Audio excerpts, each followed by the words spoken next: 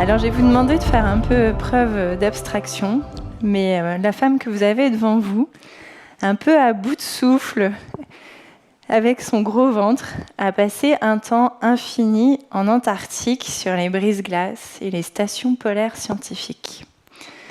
Parfois, chez moi, le soir venu, lorsque le calme est enfin revenu, que ma fille de 2 ans est couchée, j'aime bien m'installer sur un fauteuil,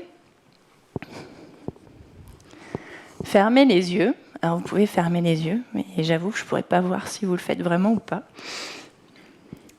Et j'aime bien me rappeler ma première rencontre avec la banquise. Ce moment où la mer avait disparu. Ce premier choc, je ne l'oublierai jamais. Rien ne vous prépare jamais à la première rencontre avec les pôles, à cette immense gifle d'absolu. L'air lui-même que j'aspirais à plein poumon avait une saveur inconnue. Fermant les yeux, j'essayais de la définir comme le nez d'un parfumeur se concentre sur une fragrance. En vain. Hormis peut-être un soupçon d'iode, c'était une odeur sans odeur, juste une quintessence de fraîcheur. Les régions polaires, j'ai eu de la chance de les parcourir pendant plus de 15 ans. Pendant 15 ans, j'ai fait un petit peu ce rêve éveillé d'expédition, d'aventure, de bout du monde. Je rencontrais des gens totalement incroyables. Et puis, ce rêve éveillé a laissé place à un autre rêve, que lui, j'ai fait les yeux fermés. Le rêve qu'un matin, je me réveillais, j'allais prendre mon café, j'ouvrais le journal. Alors, je sais, aujourd'hui, on ne fait plus ça, on n'ouvre plus les journaux, mais je découvrais le gros titre du jour. On a mis fin au changement climatique. Et là, à vous en parler, je ressens encore le sentiment assez fou de ce rêve. Pour moi, c'était vraiment cette épée de Damoclès qui disparaissait. C'est d'un coup pouvoir me projeter dans le futur. Pour moi, c'était la lumière au bout du tunnel. Et en fait, c'était un moment de bonheur intense. Dans mon rêve, j'appelais ma famille, mes amis, je recoupais la nouvelle avec eux. C'était assez fou. Et puis, je me suis réveillée. Et la réalité n'a fait qu'un tour dans ma tête et m'a frappée finalement plus fort que ces autres matins. Je m'appelle Lydie Lescarmontier, je suis glaciologue. Et depuis 15 ans, à chaque fois que c'est mon anniversaire et qu'on me demande de faire un vœu avant de souffler ma bougie, je fais encore et toujours le même vœu. Celui qu'un jour, on mette fin au changement climatique. Et si je suis ici ce soir devant vous dans cette position pas hyper confortable, c'est que j'y crois encore. Les pôles, je les ai découverts en 2008. Je me rappelle mon directeur de thèse accoudé au bastingage de l'Astrolabe, ce navire polaire qui nous emmenait en Antarctique, me décrire le paysage qu'on avait autour de nous. Il me parlait de cette banquise qui se reformait le soir venu lorsque le soleil rasait l'horizon, comme une fine croûte de sel à la surface d'un marais salin. Il m'expliquait à quel point les pôles sont importants pour nos sociétés, que cette banquise crée de l'eau de fond, de l'eau dense, salée, qui va plonger dans les profondeurs des océans et mettre en mouvement les circulations océaniques globales. D'ailleurs, savez-vous que le Gulf Stream, ce courant chaud qui circule le long des côtes ouest de l'Europe, fonctionne notamment grâce à la formation de banquises en Arctique. À l'époque, je faisais une thèse sur le vélage des glaciers en Antarctique, c'est-à-dire la façon dont un glacier va se casser en deux pour former un iceberg. Mon sujet de thèse avait été rédigé dans le contexte du changement climatique. Et d'ailleurs, j'avais certains collègues chercheurs qui critiquaient finalement l'utilisation de ce contexte en disant que c'était un petit peu une excuse pour faire valider son projet de recherche, que c'était devenu un truc un peu à la mode, que tout était en train de devenir changement climatique.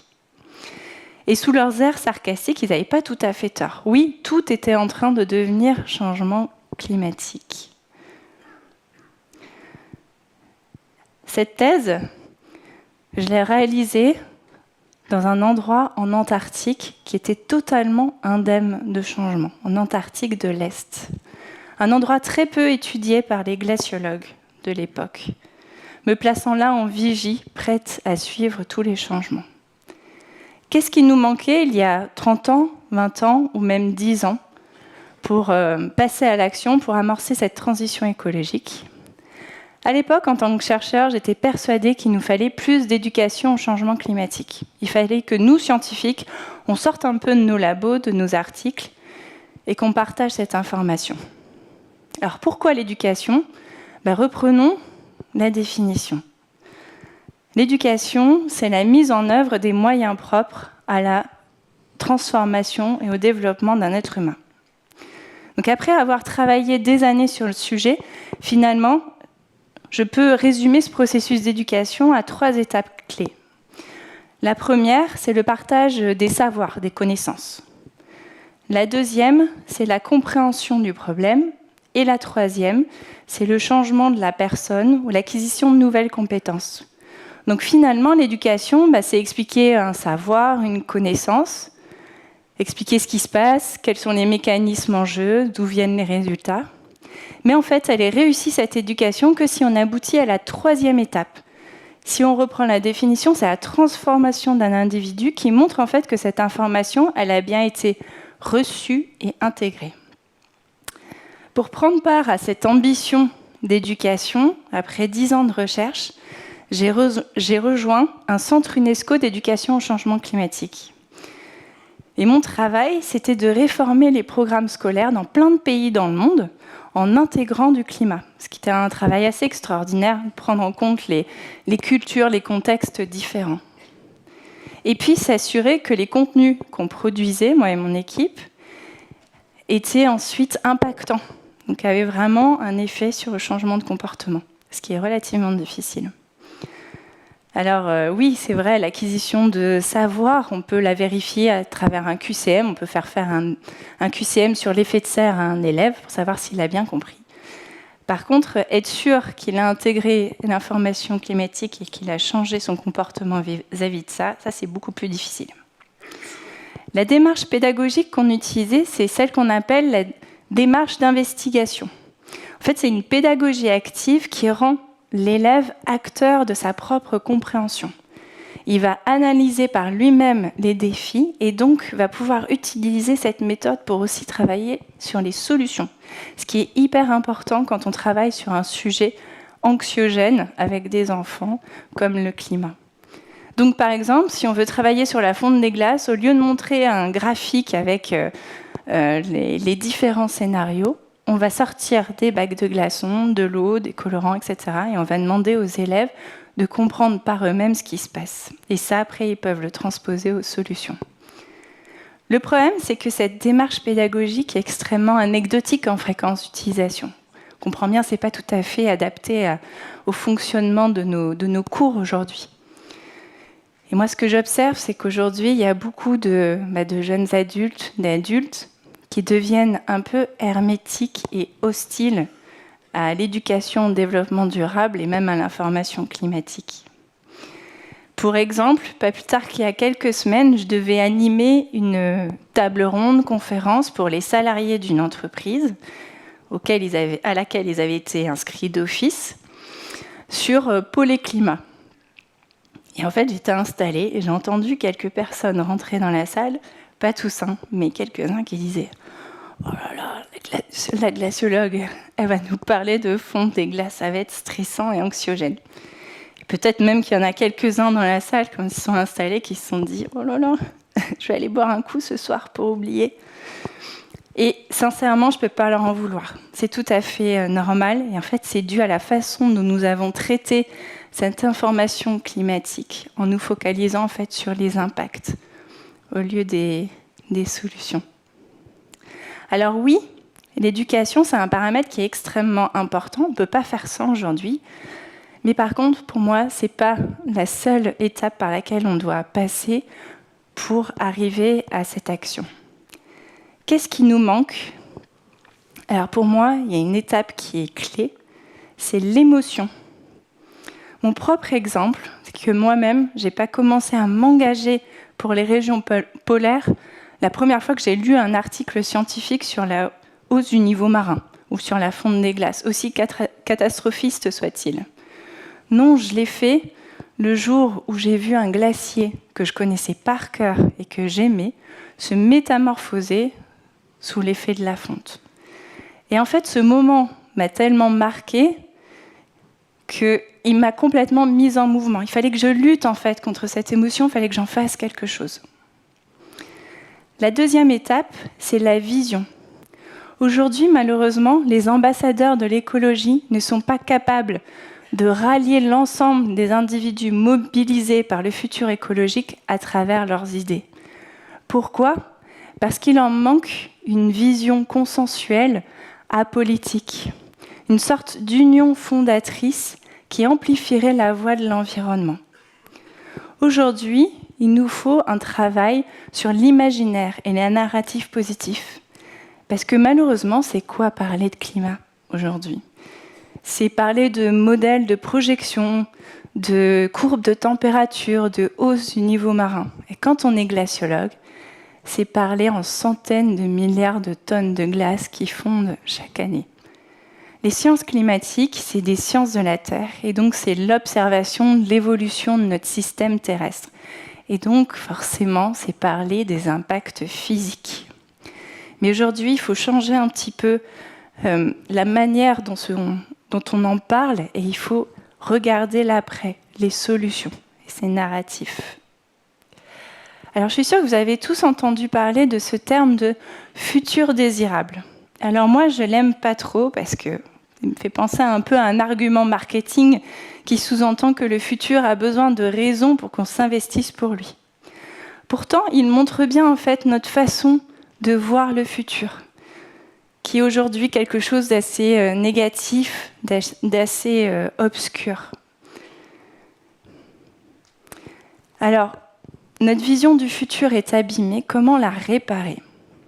Alors, pour travailler sur cette vision consensuelle, il nous faut travailler sur nos propres rêves. En fait, aujourd'hui, on transpose les rêves de nos parents, de nos grands-parents. Et puis, c'est parfois des rêves qu'ils ont pour nous. Mais il nous faut réapproprier nos propres rêves en y intégrant notre espoir, nos envies, à la fois en tant qu'individus, mais aussi pour nos sociétés. Alors, la bonne nouvelle, c'est qu'en fait, on a tout à construire. En fait, jusqu'à aujourd'hui, si vous regardez bien, tout notre développement s'est toujours fait de manière totalement passive. Nous avons développé nos sociétés, nos économies, rendu cette croissance infinie. Le beau défi du climat, en fait, c'est de réfléchir ensemble, de manière consciente, à une trajectoire et à un lieu où on veut aller, pour nous tous. Et puis, il y a autre chose que nous montrent aussi les auteurs des rapports GIEC, c'est qu'en fait, on a un lien extrêmement fort entre le climat et les objectifs de développement durable. Et c'est très, très bien raconté et expliqué dans leur dernier rapport. Ce qui montre en fait que lutter contre un problème, c'est lutter contre l'autre. Donc aujourd'hui, en fait, lutter contre le changement climatique, c'est aussi s'assurer que tout le monde puisse manger à sa faim dans le monde, que tout le monde puisse avoir accès à l'eau potable. Et de façon moins intuitive, aujourd'hui, s'assurer en fait que toutes les femmes à travers le monde aient accès à une éducation de qualité, c'est bon pour le climat. C'est fou, mais c'est ça. Alors, utilisons en fait, finalement, c'est la seule opportunité que nous ayons eue dans l'histoire de l'humanité pour travailler sur cette trajectoire. Car en fait, lutter contre le changement climatique, c'est pas simplement réduire la quantité de gaz à effet de serre dans l'atmosphère, mais bien revoir complètement notre rapport au monde pour qu'il soit plus juste et plus durable. Et puis ensuite, il nous faut lutter contre les freins au changement. Aujourd'hui, il faut se battre contre l'extrême lobbying dont nous sommes tous victimes. Parce que, vous le savez, le carbone rapporte énormément à une poignée de personnes. Et je peux même m'avancer en disant que ces mêmes personnes ont bien plus à gagner dans une planète en crise plutôt qu'une planète en bonne santé. Pour exemple, la dernière crise Covid, en fait, qui a complètement exacerbé les inégalités, qui a fait que les plus riches sont devenus encore plus riches et n'ont jamais été aussi riches finalement. Aujourd'hui, et plus que jamais, il faut que nos dirigeants se battent pour des idées, pour de nouvelles idéologies, qui cultivent l'ambition d'un avenir meilleur. En fait, qui sortent de leur statut de gestionnaire de pays auquel ils se cantonnent bien trop, mais qu'eux aussi embarquent à travers leurs idées. Et puis aujourd'hui, plus que jamais, il faut légiférer. Il faut retirer du pouvoir à l'argent et le rendre aux vivants. Alors à quoi ressemblera le monde de demain dans le futur écologique ? Il faut qu'il soit consensuel. Il faut aussi qu'il soit visible à des échelles de temps plus courtes. Aujourd'hui, il faut aussi qu'on se motive avec des résultats faciles d'accès à l'échelle de quelques années. Il faut que ce futur soit empreint de justice, de positivité, et qui cesse en fait ce qu'on voit de plus en plus, le clivage entre les personnes et la culpabilisation des individus. Alors les pôles, je les ai parcourus dans tous leurs recoins.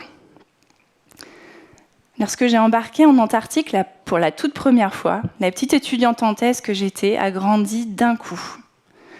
En fait, ces pôles, ils m'ont montré un monde sans hommes, sauvage, et ils m'ont rendu en fait mon humilité face à la nature, face aux éléments qui décidaient si oui ou non j'étais digne de cet endroit, si oui ou non j'allais avoir accès aux glaciers que je voulais étudier. J'ai découvert la vie en milieu isolé, en passant 5 mois sur un petit bout d'Antarctique avec 12 autres personnes que clairement j'aurais jamais rencontrées dans la vie de tous les jours. J'ai réappris notre lien avec la nature. J'ai aussi appris qu'aujourd'hui, on navigue encore comme on le faisait au XIXe siècle, une paire de jumelles devant les yeux, à essayer de lire le jeu d'échecs de la banquise.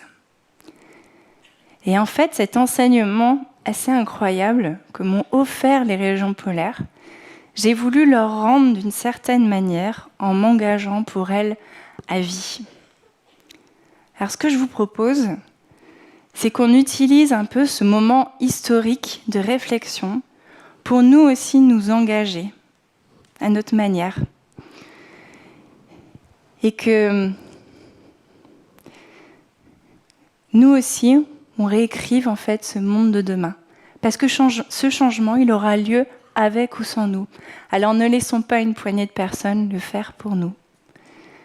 Venez avec moi et écrivons ensemble les gros titres de demain. Merci.